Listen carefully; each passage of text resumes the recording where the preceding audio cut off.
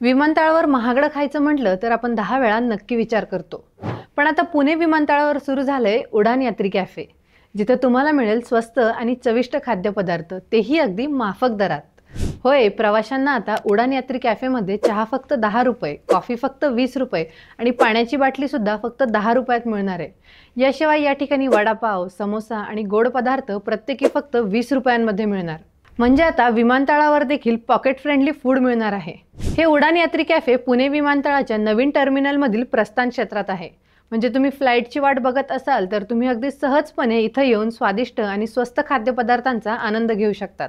हा उपक्रम आहे केंद्र सरकारच्या नागरी उड्डाण मंत्रालयाचा। उडान योजनेअंतर्गत प्रवाशांना विमानतळावर परवडणाऱ्या दरात खाद्यपदार्थ मिळावे यासाठी ही योजना सुरू करण्यात आली आहे। आणि खास गोष्ट म्हणजे ही सुविधा फक्त पुण्यातच नाही तर कोलकाता, चेन्नई, अहमदाबाद या ठिकाणी देखील सुरू करण्यात आली आहे। मुंबई, नागपूर, छत्रपती संभाजीनगर विमानतळावर अजून हे कॅफे सुरू झालेले नाही, पण नागरी उड्डाण मंत्रालयाची ही योजना देशभरातील बाकी विमानतळांवर देखील लवकरच सुरू होणार आहे। म्हणजे तुम्हाला तुमच्या जवळच्या विमानतळावर लवकरच उडान यात्री कॅफे बघायला मिळेल। प्रवाशांनी देखील या उपक्रमाचं मनापासून स्वागत केलंय। आता प्रवाशांची विमानतळावर मिळणाऱ्या महागड्या खाद्यपदार्थांपासून सुटका झालीये। कमी किमतीत चविष्ट खाणं यापेक्षा दुसरं कोणतं सुख?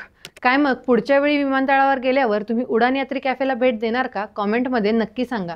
आणि अशाच माहितीसाठी आपल्या ऑन मीडियाच्या पेजला फॉलो करा, तसेच आपल्या YouTube चॅनलला सबस्क्राईब करायला विसरू नका।